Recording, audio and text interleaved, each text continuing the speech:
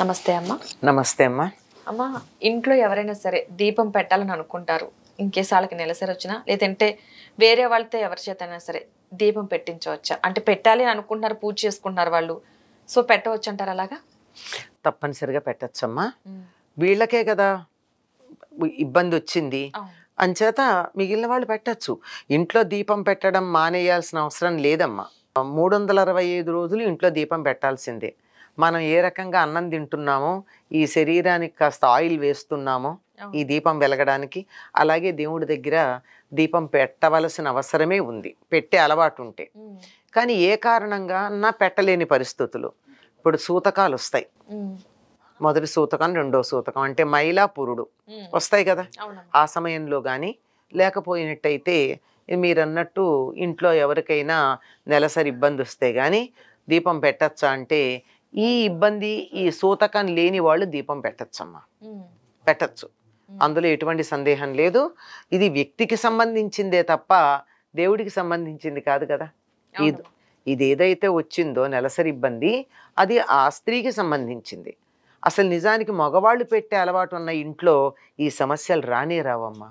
పూర్వకాలం ఎందుకు వచ్చేవి కాదు అంటే, మగవాళ్ళు పూజ చేసేవారు, అంతే సమస్య లేదు. ఇప్పుడు ఆడవాళ్లే చేయడం వచ్చేటప్పటికి దీపం పెట్టాలా పెట్టకూడదా అలాంటి సమస్యలు వచ్చాయి. హాయిగా భార్యకి ఇబ్బంది వస్తే మగవాడు దీపం పెడితే ఆ ఇల్లు బాగుంటుందమ్మా. ఇల్లు బాగుండాలంటే మగవాళ్ళు దీపం పెట్టడం మొదలు పెట్టండి. అందరికీ మేలు కలగాలంటే పూజ చేయడం మగవాళ్ళు చేయడం మొదలు పెట్టండి. 100% సమస్యలు తగ్గిపోతాయి. నిజంగా అమ్మా, అంతే. మంచి సొల్యూషన్ అనుకోవాలి. ఎందుకంటే మంచి సొల్యూషన్ కాదు, that is the correct way. ఇది మధ్య తెచ్చుకున్న సమస్య, మొదటి నుంచి ఉన్న పద్ధతి ఇదే. పూర్వం పూజ మగవాళ్ళు చేసేవారు, ఆడవాళ్ళు అమర్చి పెట్టేవారు. ఇద్దరికీ సమానమైన ప్రాధాన్యం ఉంటుంది. నేను ఇందాక కూడా చెప్పాను చూడండి, పూజ చేయడమే కాదు అందించిన వాళ్ళకు కూడా ఫలితం ఉంటుందని. అన్ని పనులు చేసిన వాళ్ళకి ఫలితం ఉంటుంది. ఎప్పుడు యజమాని చేస్తే. ఈవిడ చేసింది అనుకో, ఈవిడికే ఉంటుంది, ఆయనకే ఉండదు. నెల్లు ఆయన చేస్తే అందరికీ వస్తుంది. ఈ తేడా ఉంది గనక ఒకప్పుడు ఈ సమస్య వచ్చేది కాదు. చక్కగా మగవాళ్ళు పూజ చేసేవారు గనక దీపం పెట్టినా వీళ్ళెళ్ళి దండం పెట్టుకునేవాళ్ళు. వీళ్ళకేమీ పెట్టకూడదని లేదు, దండం పెట్టుకునేవాళ్ళు, స్తోత్రాలు చదువుకునేవాళ్ళు, అన్నీ చేసేవాళ్ళు. ఒక దీపం పెట్టడం మాత్రం వాళ్ళు చేసేవారు. వాళ్ళకి ఎప్పుడైనా వీళ్ళు కాకపోతే వీళ్ళు పెట్టేవారు. అంతేగాని నిత్యకృత్యంగా వీళ్ళు పెట్టే పని లేదు. కనుక ఇంట్లో ఎవరైనా పెట్టచ్చు. ఈ వంక పెట్టి మానేయాల్సిన అవసరం లేదు. పూజ మానేయడానికి ఎన్ని రకాల కారణాలు దొరుకుతాయా అని చూస్తూ ఇది కూడా ఒక కారణం అనుకుంటారు, అంతే. అంతే తప్ప చక్కగా పెట్టుకోవచ్చు. అమ్మ, మరి అలాంటి సమస్యలు ఉన్నప్పుడు, ఇప్పుడు శివరాత్రి ఉంటుంది, పూజ చేయలేకపోయినా కనీసం జాగరణ ఉండడం కానీ, వాళ్ళు కాకుండా ఇంకా కుటుంబ సభ్యులు ఉన్నారు, వాళ్ళైనా చేయొచ్చా? లేదంటే వీళ్ళ జాగరణ కూడా చేయొచ్చు అంటారా? ఇంట్లో ఎవరికైనా ఇబ్బంది వస్తే మిగిలిన వాళ్ళు దీపం పెట్టచ్చు అని చెప్పాను కదమ్మా. అట్లాగే హాయిగా అభిషేకం చేసుకోవచ్చు, పూజ చేసుకోవచ్చు, జాగరణ చేసుకోవచ్చు. వీళ్ళు కూడా, ఈ ఇబ్బంది వచ్చినటువంటి వాళ్ళు కూడా స్నానం చేసి ఒక పక్కన కూర్చుని స్ట్రెయిన్ అవ్వకూడదు, శారీరకమైనటువంటి శ్రమ పడకూడదు. అందుకు స్త్రీలను ఆ సమయంలో దూరంగా ఉంచేది. ఇంట్లో ఉంటే అన్ని పనులు చేయిస్తారు, ఇంకా దూరంగా ఉండడం సుఖం. సుఖపడే ఏకైక మార్గం పూర్వకాలం ఆడవాళ్ళకి ఆ 3 రోజులే. అంచేత హాయిగా ఒక పక్కన కూర్చుని శివుణ్ణి తలుచుకోవచ్చు. తీవ్రంగా జపాలు అవి గనక చేసినట్టయితే ఆ శరీరం సున్నితంగా ఉంటుంది గనక శక్తి తట్టుకోలేకపోవచ్చు. గనక తీవ్రంగా కాకుండా మిగిలినటువంటి మామూలుగా శివనామం తలుచుకోవచ్చు. పైకి అనకుండా నోట్లో తలుచుకోవడానికి, అంటే పెదవి దాటి బయటికి రాకుండా లోపల అనుకుంటూ మనసులో తలుచుకోవడానికి ఎటువంటి నియమాలు, ఎటువంటి అభ్యంతరాలు లేవు. హాయిగా చూసుకోవచ్చు. ఆ వంక పెట్టి ఇంట్లో వాళ్ళందరూ మానేస్తామంటే మాత్రమే దోషం అవుతుంది. హాయిగా చూసుకోవచ్చు. చాలా మంది ఏంటంటే ఇంకా ఇలాంటి సమస్య ఉన్నప్పుడు మొత్తం అందరూ కూడా పూజ చేయడం కూడా మానేస్తారు, దీపారాధన చేయడం మానేస్తారు. ఇబ్బంది వచ్చిన వాళ్ళు ఇంట్లో తిరుగుతూ ఉంటారు, అందరినీ తగులుతుంటారు కనుక మానేస్తారు. వీళ్ళు దూరంగా కూర్చోగలిగినట్టయితే చేసుకోవచ్చు, సెపరేట్గా ఉండేటట్టయితే చేసుకోవచ్చు. మళ్ళీ ఇక్కడ వెంటనే చాలా మందికి అనుమానం, ఏమిటి అంటరానితనం, మేము దూరంగా ఉండాలా? అంటరానితనం ఏం కాదు.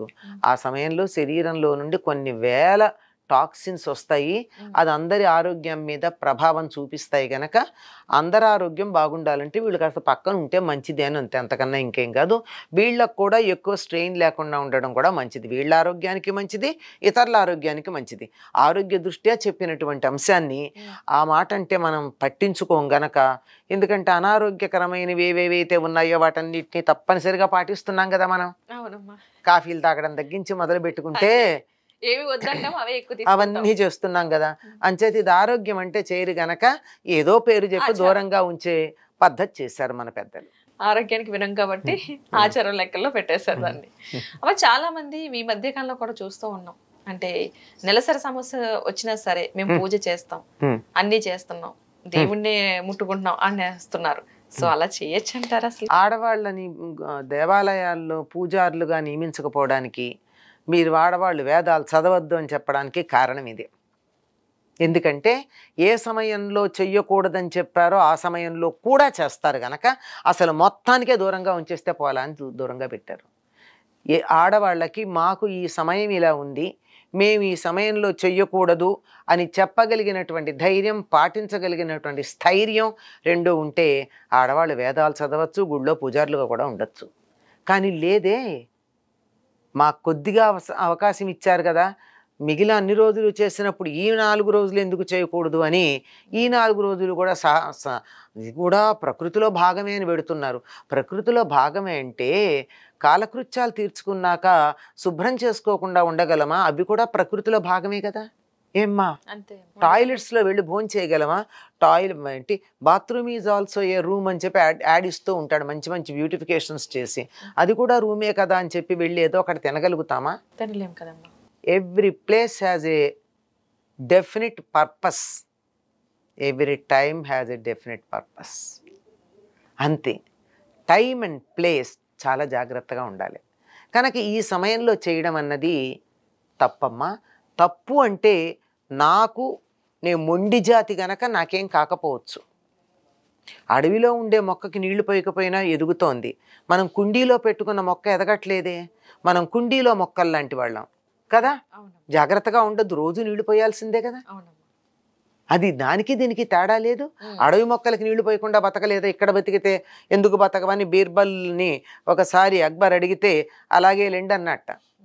ఆయన ఎలాగంటే, రాణిగారికి ఇంత జాగ్రత్తలు ఎందుకు, అలా బీద వ్యక్తి ఆవిడ చూడు అప్పటికప్పుడు బిడ్డని కని పని చేసుకోవడానికి వెళ్ళిపోయింది, మన రాణులకు ఎందుకు ఇంత జాగ్రత్త పడుతున్నాం అన్నట్ట.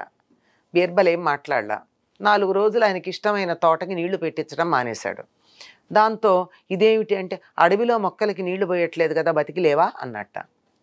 అప్పుడు అక్బర్కి కొంచెం ఇది ఉంది గనక అర్థమైంది, ఇది లేని వాడికి అర్థం కాదు.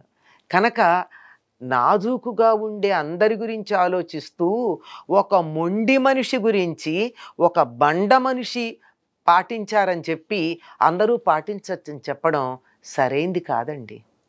జాగ్రత్తగా ఆలోచించండి. ఈ బీర్బల్ అక్బర్ కథ మనకు అర్థం కాల, అట్లా ఉంటుంది. ఇలా మేము ముట్టుకుంటాం, మేము చేస్తామని ఈ మొండితనం వాదన చేస్తారు అని ఊహించి దూరంగా పెట్టారు. మేము అవి చెయ్యము అన్నవాళ్ళు హాయిగా అన్నీ చేయొచ్చండి. మేమంతా వేదం నేర్చుకున్నాం, మేమందరం నమక చమక సహితంగా రుద్రాభిషేకం చేస్తాం ఆడవాళ్ళం, కానీ ఆ సమయంలో చెయ్యం. మేము అవి చెయ్యమన్న నమ్మకం ఉంది గనక గురువులు మాకు నేర్పారు. అప్పుడు కూడా మేము చేస్తాం అనే మొండితనం ఉంటే మాకు నేర్పించి ఉండేవారు కాదు. మేము నేర్చుకుంటే చాలా తప్పయి ఉండేది. అలాగే మేము ఈ సమయంలో దేవుణ్ణి ముట్టుకుంటాము అంటే ముట్టుకోండి, మీకేం కాకపోవచ్చు అన్నాను నేను. అవదన్న గ్యారంటీ కూడా ఏం లేదు, కాకపోవచ్చు. కానీ ఒక సిద్ధాంతాన్ని, ఒక సంప్రదాయాన్ని సర్వనాశనం చేస్తున్నారు. దానివల్ల ఎక్కడో తప్పనిసరిగా ప్రమాదం జరుగుతుంది. ఎప్పుడు జరుగుతుంది, ఎట్లా జరుగుతుంది అన్నది అక్కడున్న తీవ్రతను బట్టి ఉంటుంది. పైగా ఒక దేవాలయం లాంటిది ఉంటే దానికి ఒక ఆగమశాస్త్రం ఉంటుంది. ఆగమశాస్త్రాన్ని అనుసరించి ఒక్కొక్క ఆగమశాస్త్రానికి ఒక్కొక్క పద్ధతి ఉంటుంది, అన్నిటికీ ఒకటే ఉండదు. మీరు గమనించినట్టయితే తిరుపతిలో కింద పాంచరాత్రాగమంతో అమ్మవారికి కళ్యాణం చేస్తారు. తిరుమలలో అయ్యవారికి వైఖాన సాగమ శాస్త్రం ప్రకారం చేస్తారు. ఆగమాల్లో తేడా ఉంది, శాస్త్రాలు. అట్లాగే కొన్ని దేవాలయాల్లో ధ్వజస్తంభాలు ఉండవు, కొన్ని దేవాలయాలు వాయు ప్రతిష్ఠ అంటారు. ఎవరన్నా వెళ్ళి దీపం పెట్టచ్చు, పూజ చేయొచ్చు. అక్కడ బ్రాహ్మణుడే చెయ్యాలి, పురోహితుడే చెయ్యాలి అని లేదు. మనం కూడా శుచిగా ఉంటే స్నానం చేసేట్లు అక్కడ దీపం పెట్టి వచ్చేసేయచ్చు. ఇలా ప్రతిష్టల్లో ఉన్న తేడా. మరి ఇక రాక్షస ప్రతిష్ఠ ఏమన్నా ఉంటే అటువంటి చోట మీరు అన్నట్టు అట్లా చేయొచ్చు. మనం ఏం చెప్తామమ్మా, వెర్రి 1000 విధాలు, ఇదో విధం.